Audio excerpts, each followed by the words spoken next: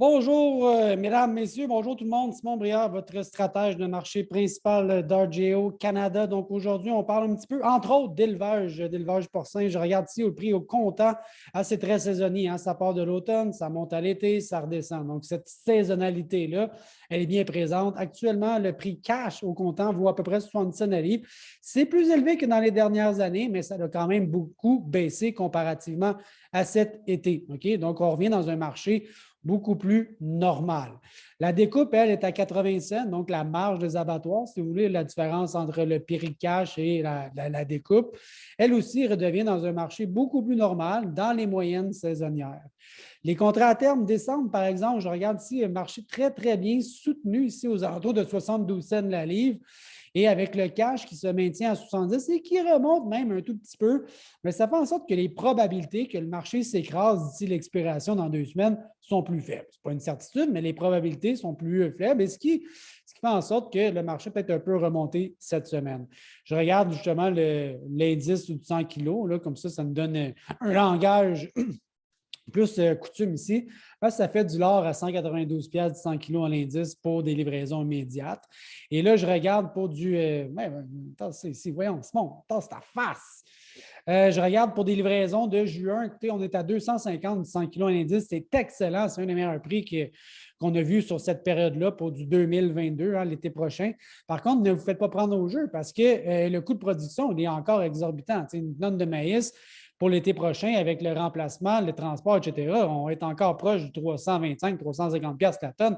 C'est très, très, très élevé. Donc, d'apparence, c'est très bon ce prix-là, mais en fonction de la rentabilité, hein, mon coût de production, sans même inclure le prix du porcelet, donc la rentabilité, elle n'est pas extrêmement au rendez-vous. Mais quand même, 250-100 kilos, c'est très bon.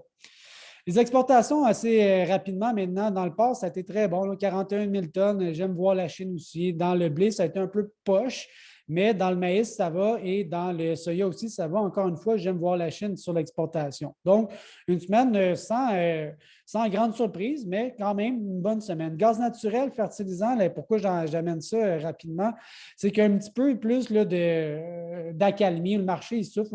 Il avait monté énormément dans le gaz naturel. Là, ça semble être un petit peu plus raisonnable. Et le gaz naturel, il est fortement utilisé pour tout ce qui est fertilisant azoté. OK? Donc, c'est un enjeu de disponibilité, un enjeu aussi de prix. Si vous avez regardé le prix pour du 32, c'est extrêmement élevé. Donc, là, ça nous permet de croire qu'on va peut-être souffler. Hey, on est loin, on n'est pas sorti du bois. Là, OK? Il est minuit ou moins une, mais la pression semble être un petit peu moins forte actuellement. Tant mieux. Là, ça m'amène au ratio soya-maïs. Le ratio du soya avec le maïs, dans le fond, je prends le prix de l'automne dans le soya sur le prix du maïs à 2,22 en ce moment. Okay? Donc là, ça redevient un petit peu plus rentable. On se dit ici, là, quand il est très élevé, c'est hey, let's go, on fait du soya. Quand il est très faible, on dit let's go, on fait du maïs.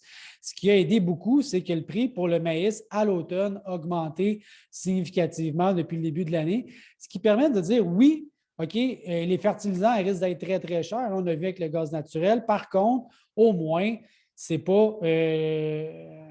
C'est quand même peut-être rentable de le faire à ces prix-là. OK? Parce que ce qui me faisait peur, c'est si le ratio se résorbait, c'est-tu parce que le soya est en train de s'écraser ou que c'est le maïs qui montait? Tant mieux, c'est le prix du maïs à l'automne qui a augmenté, qui fait en sorte que c'est un petit peu plus rentable. Parce que le soya, regardez bien, il ne s'est pas planté, il s'est maintenu. Il a arrêté d'augmenter en débile, mais quand même, il se maintient à des valeurs assez raisonnables pour l'automne. Et le blé, très élevé là aussi. Le blé a des valeurs qu'on a rarement vues. OK, donc maintenant, j'embarque un peu rapidement. Dollar canadien, pétrole, on a vu que ça a eu une bonne débarque au niveau du pétrole. Dollar canadien était sous pression, on l'a vu. Et là, je regarde des niveaux très, très, très, très techniques en ce moment au niveau du dollar canadien. 77, 3 quarts, 77, un petit peu en bas de 78, c'est là que ça se passe. Si on a un rebond, j'ai des moyennes mobiles, j'ai mon MACD qui a croisé, j'ai quand même beaucoup de signal de vente. Si on est capable de rebondir sur ce niveau-là, tant mieux. Si on s'écrase, mais faites attention, il y a quand même beaucoup de place à une correction sur le dollar canadien. Alors voilà pour aujourd'hui. J'espère que ça vous donne un petit coup de main sur votre mise en marché. À bientôt. Bye.